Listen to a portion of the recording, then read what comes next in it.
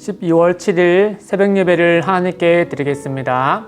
오늘 우리에게 주신 하나님의 말씀은 전도서 5장 10절에서 20절의 말씀입니다. 은을 사랑하는 자는 은으로 만족하지 못하고 풍요를 사랑하는 자는 소득으로 만족하지 아니하나니 이것도 헛되도다. 재산이 많아지며 먹는 자들도 많아지나니 그 소유주들은 눈으로 보는 것 외에 무엇이 유익하랴. 노동자는 먹는 것이 많든지 적든지 잠을 달게 자거니와 부자는 그 부유함 때문에 자지 못하느니라. 내가 해 아래서 큰 패단되는 일이 있는 것을 보았나니 곧 소유주가 재물을 자기에게 해가 되도록 소유하는 것이라. 그 재물이 재난을 당할 때 없어지나니 비록 아들은 낳았으나 그 손에 아무것도 없느니라. 그가 모태에서 벌거벗고 나왔은즉 그가 나온 대로 돌아가고 수고하여 얻은 것을 아무것도 자기 손에 가지고 가지 못하리니 이것도 큰 불행이라. 어떻게 왔든지 그대로 가리니 바람을 잡는 수고가 그에게 무엇이 유익하랴.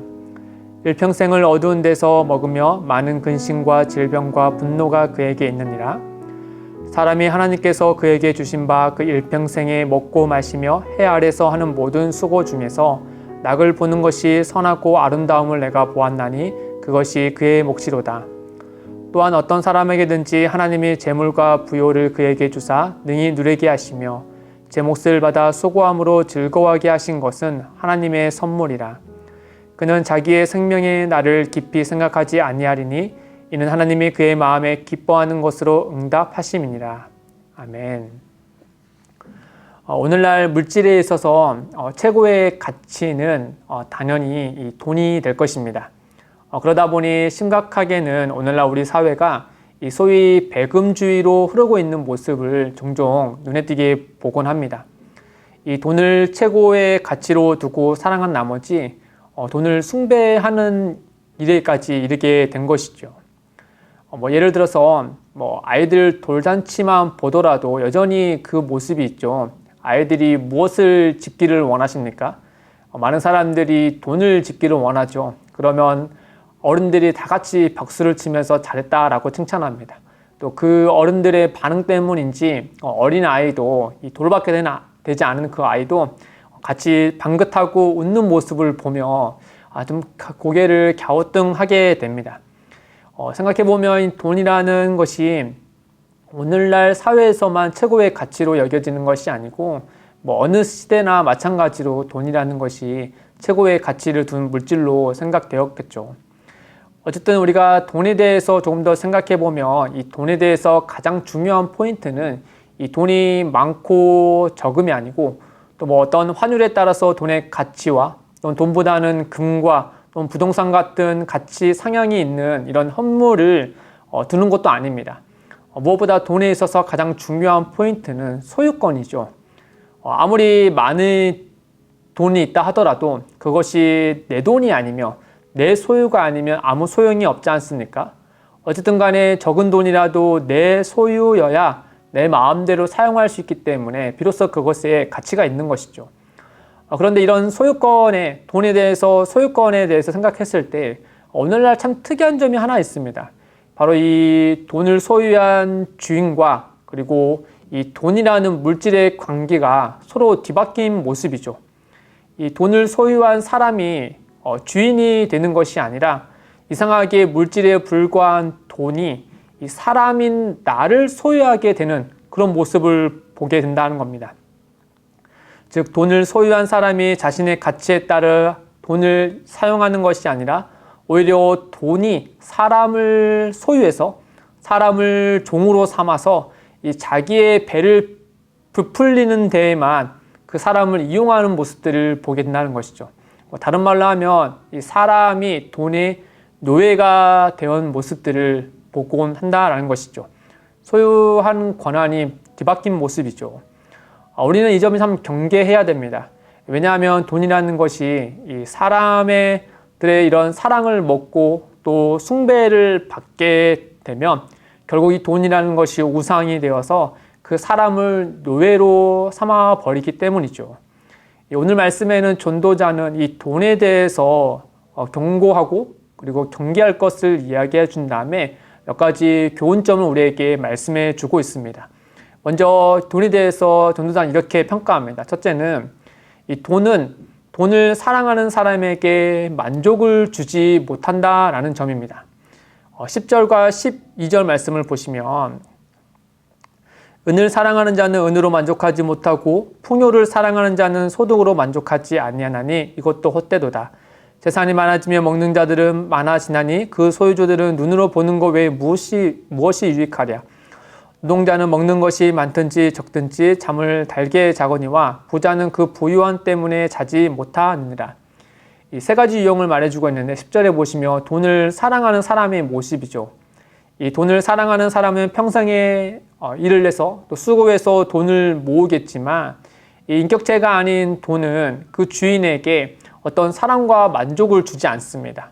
오히려 그 사람의 내면에 뜸들이고 있는 탐욕과 비교 의식을 자극해서 더 많은 돈을 추구하도록 만들어 버린다는 점이죠. 이 사람의 욕심에는 끝이 없기 때문에 돈에 대한 만족도 끝이 없게 되는 것이죠.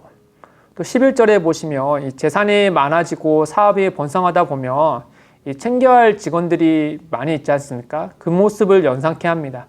이 사업하시는 분들의 이야기를 들여다보면 가장 심적으로 무거운 날이 있는데 그 날이 이 직원들에게 봉급을 줘야 할 때가 다가올 때라고 합니다.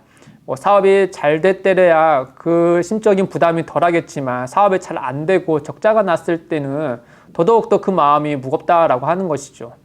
본인뿐만 아니라 본인이 챙겨야 될 직원들의 이런 가정과 생계까지도 위협하는 그 일을 본인이 몸담고 있다 보니까 거기에 대한 무거움이 또 어려움이 더 있다라고 이런 이야기를 들은 적이 있습니다. 그 부분을 얘기하고 있는 것이죠.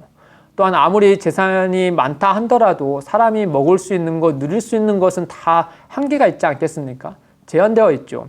그 모든 것을 누린 이후에 남아있는 재산을 가지고 그 한 사람이 무엇을 더 할 수 있겠습니까? 그저 통장의 잔고를 그냥 눈여겨보면서 보는 것 외에는 달리 할 수 있는 것이 없다라고 하는 것이죠.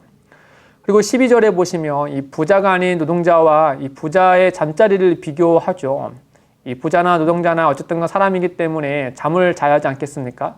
그러나 일반 노동자에 비해서 부자는 자신의 재산이 잃을까봐 또는 도둑맞을까봐 또는 다음 날에는 어떤 사업이 망할까봐 이런 불안감 때문에 잠을 자지 못하는 그 모습을 이 전도자는 보게 된 것입니다. 이로 보아서 돈을 사랑하는 거고 돈을 추구하는 것이 결국 사람에게 어떠한 만족과 영원한 만족을 주지 못하는 것이구나 라는 사실을 발견하게 된 것입니다. 둘째는 전도자가 말하기를 13절에서 17절의 말씀을 보면은 이 돈과 재물의 가치는 무한하지 않고 유한하다는 사실을 우리에게 알려줍니다. 제한되어 있다라고 하는 것이죠. 몇 가지 예를 들어서 말해주는데 이 재난을 당하여서 재산을 잃은 사람, 또 죽을 때 아무것도 가지고 가지 못하는 사람, 또는 그릇된 방법으로 재산을 축적한다 하더라도 그 재산으로 인해서 오히려 더 괴로워하고 빼앗길까 봐 두려워한 채 삶을 낭비하는 그런 사람들을 전도자는 보면서 이 돈의 가치는 무한정하지 않고 유한하고 항상 제한되어 있다는 사실을 우리에게 일깨워 줍니다.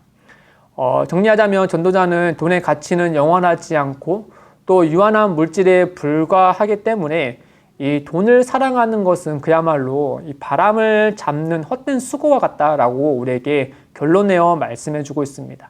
그러면서 돈에 대한 바른 자세를 우리에게 한 가지를 알려주죠. 18절에서 20절 말씀해 보시면 사람이 하나님께서 그에게 주신 바 그 일평생에 먹고 마시며 해 아래서 하는 모든 수고 중에서 낙을 보는 것이 선하고 아름다움을 내가 보았나니 그것이 그의 몫이로다. 또한 어떤 사람에게든지 하나님의 재물과 부요를 그에게 주사 능히 누리게 하시며 제 몫을 받아 수고함으로 즐거워하게 하신 것은 하나님의 선물이라. 그가 자기의 생명의 날을 깊이 생각하지 아니하리니 이는 하나님이 그의 마음에 기뻐하는 것으로 응답하심이니라. 이에 대해서 두 가지를 우리가 생각할 수 있는데 첫째는 사람이 가진 재물과 부요는 하나님께서 주신 선물이라는 점을 기억해야 한다는 겁니다.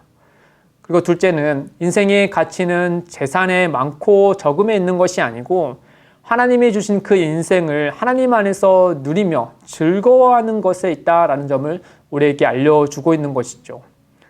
사랑하는 성도 여러분, 우리의 인생의 가치를 돈에 둔다면 그 얼마나 슬픈 일이겠습니까? 돈의 많고 적음에 따라 인생의 가치가 매겨지는 것을 떠나서 이 물질에 불과한 돈이 나에게 가치를 부여한다는 것 자체가 굉장히 불쾌한 일이죠. 그러나 성경은 우리에게 분명히 말하기를 그 인생의 가치는 돈에 있는 것이 아니라 하나님을 아는 것에 있다라고 말씀해주고 있습니다.